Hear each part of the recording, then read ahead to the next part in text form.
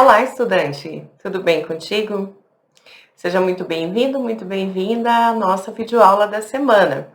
Eu sou a professora tutora Carmen e vou te acompanhar em alguns conteúdos que a gente vai revisar, alguns conteúdos selecionados da semana 1 e 2 de estudo da disciplina de Laboratório do Comportamento Organizacional. Então, vamos lá. O que a gente vai conversar um pouquinho em nossa primeira videoaula? A gente vai falar sobre os conteúdos selecionados da semana 1 e 2, né? Não dá pra gente falar sobre todos os elementos, vocês sabem o quanto que é importante vocês fazerem todo o percurso de aprendizagem. Então, os conteúdos mais relevantes, alguns conteúdos selecionados, a gente vai conversar hoje aqui, tá? Iniciando com a questão do estudo do comportamento. Então, já trouxe algumas conexões com vocês lá no nosso primeiro encontro online, sobre a questão do porquê que se estuda o comportamento, da onde que vem o comportamento, né?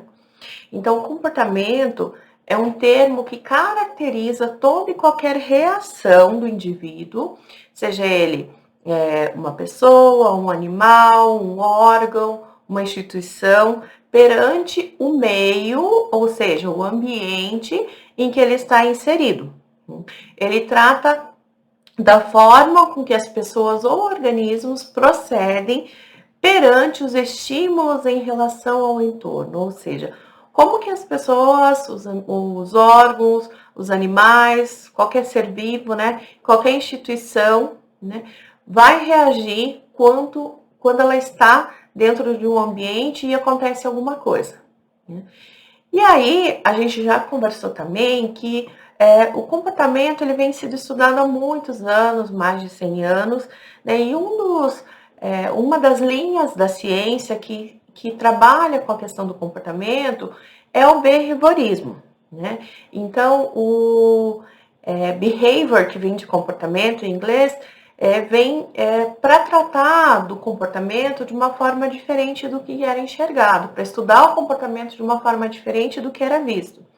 Os comportamentos humanos eram estudados mais no sentido do mentalismo, né? Que eram questões advindas do interno da mente humana, né? E o behaviorismo, ele vem, né, para também, né, da psicologia.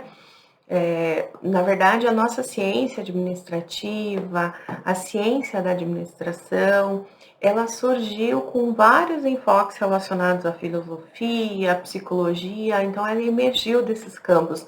Por isso que é tão importante a gente conhecer da onde que veio esses conceitos relacionados a comportamento, a outros conteúdos de gestão que vocês vão estudar, vocês vão ver também que parte desses princípios da psicologia, da filosofia e assim por diante, tá? E assim como o estudo do comportamento, que também surgiu da psicologia também, né? E aí, o behaviorismo, ele vem no sentido de entender como que essas ações externas, né, do homem no seu ambiente, quando eu falo homem, eu estou falando do ser humano, né? E então, como que ele reage a determinados comportamentos, como que esses comportamentos são moldados e assim por diante. Então, o behaviorismo, ele é dividido entre o metodológico e o radical, né? No metodológico, ele está baseado no que o autor coloca em nossos textos, como o realismo, né? Então, ele vai desconsiderar o que é subjetivo, né? O que não é palpável, né? O que também é interno do indivíduo, né? E aí ele vai analisar só o que é possível ver, o que é possível ser medido por um experimento externo, né? Um exemplo, né? Experimento visível a partir de algum estímulo externo, sendo a mudança visível pelo outro.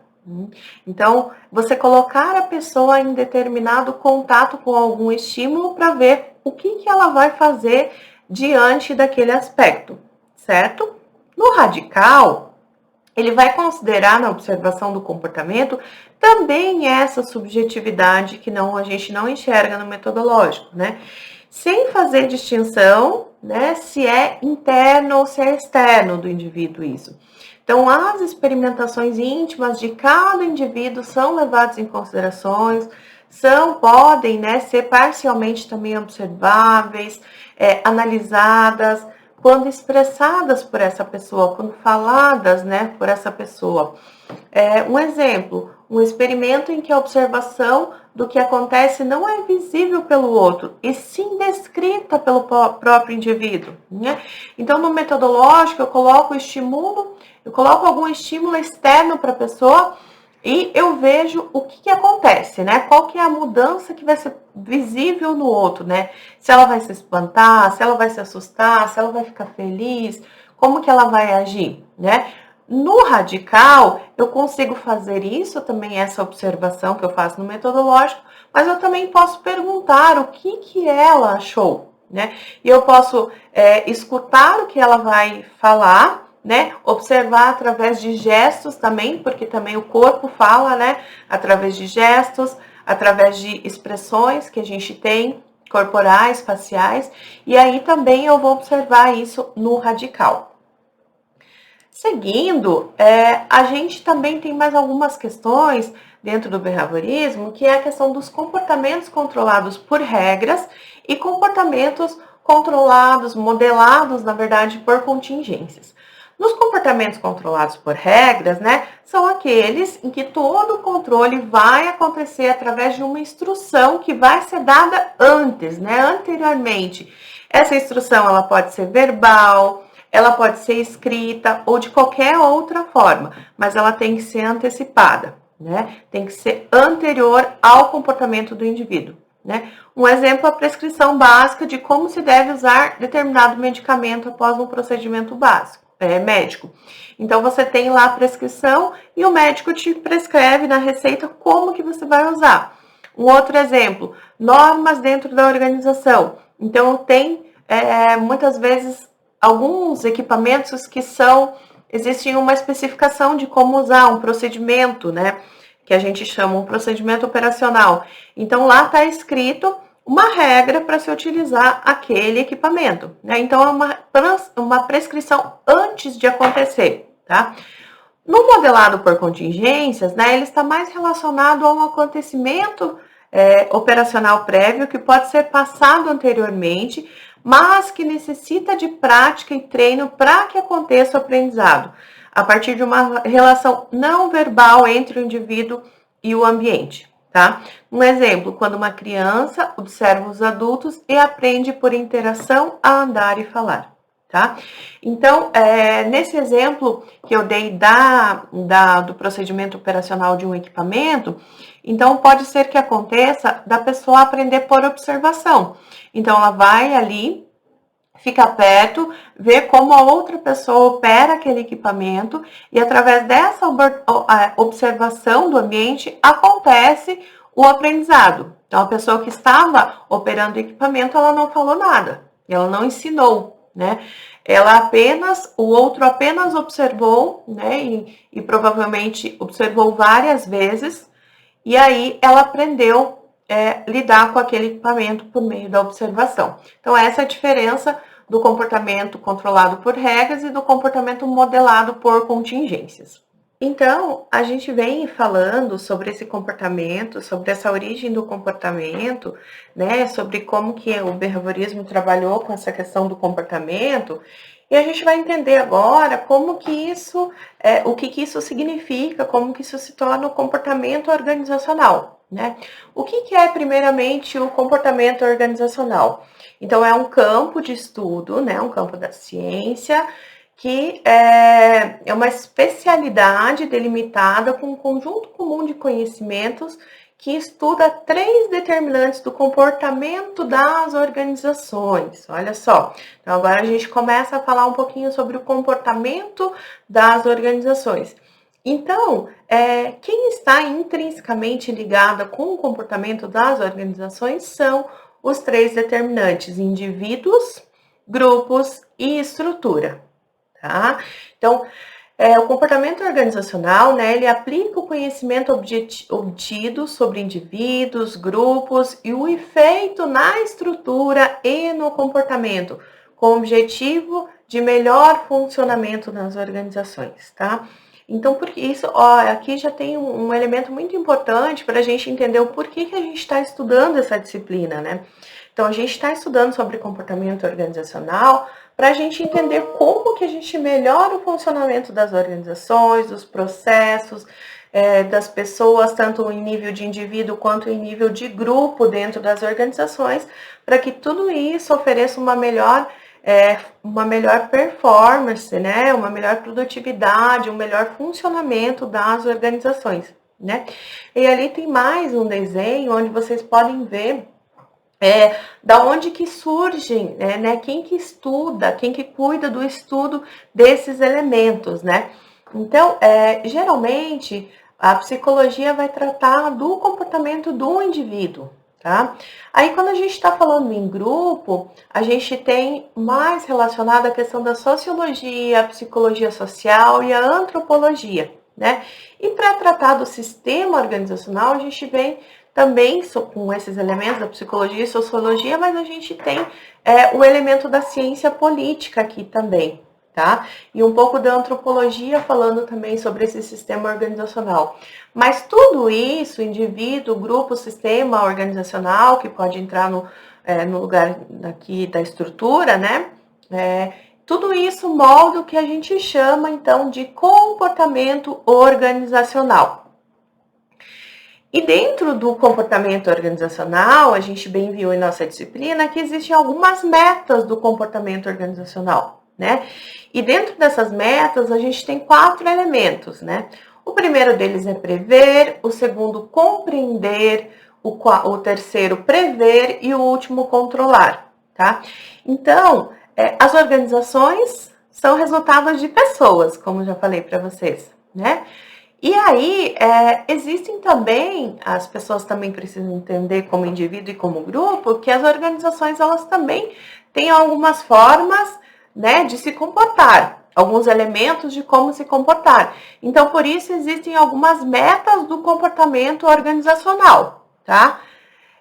A primeira delas é descrever, né, a forma como os indivíduos se comportam. Então, se descreve a forma com que os indivíduos se comportam, né? Através dessa descrição, vai se compreender, né, o porquê que aqueles indivíduos eles estão se comportando de determinada maneira, de determinada forma. A partir disso, dessa descrição e dessa compreensão, se tenta prever esse comportamento futuro dos indivíduos e dos grupos, né?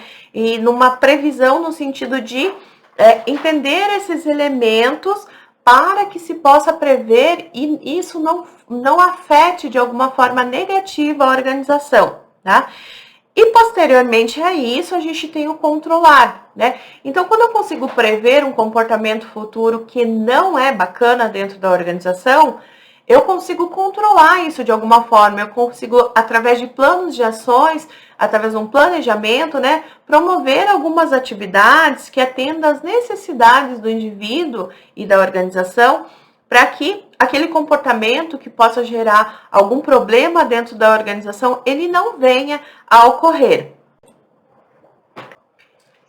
Com isso também, com essas questões dessas metas, a gente também tem que entender que dentro da organização existem algumas forças que acabam moldando ou interagindo para que os comportamentos também se modifiquem, né? E essas forças, elas são pessoas, estrutura, ambiente, e a gente tem também uma questão chamada tecnologia hoje, que atrela a essas 3 forças e que também pode modificar comportamentos dentro da organização, tá?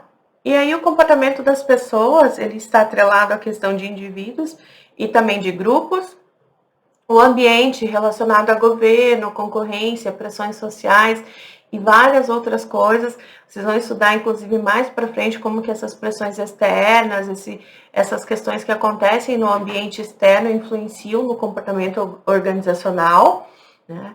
A estrutura da organização, os cargos, os relacionamentos que acontecem dentro da organização e a tecnologia, que são as máquinas em si e os equipamentos de software, né? Que também são elementos que podem modificar, tanto de forma positiva como de forma negativa, algum tipo de comportamento dentro da organização.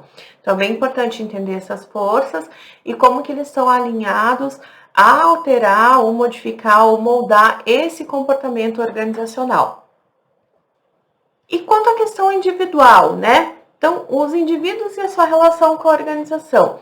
Então, no nível individual, a gente tem toda uma questão do perfil daquela pessoa, o perfil daquele colaborador é levado em conta, né? A forma com que ele trabalha, o seu rendimento, a sua personalidade, né? A psicologia ela vai atuar nesse sentido de estudar o que motiva as pessoas dentro de uma empresa, né? Quais são as suas habilidades e competências em potencial para que ela possa melhorar o comportamento, o aproveitamento, né? Então, a gente tem todos os elementos que estão aqui nesse nosso círculo, né? Que podem estar atrelados à questão dos indivíduos, né? Do comportamento individual, né?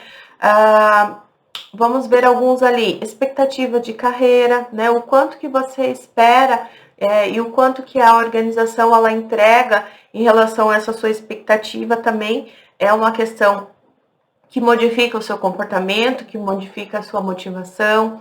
As culturas e valores se estão relacionados com as suas culturas e valores pessoais, né? As regras, recompensas ou punições que acontecem dentro da organização, a alta liderança, né? Como que é essa relação do indivíduo com a alta liderança?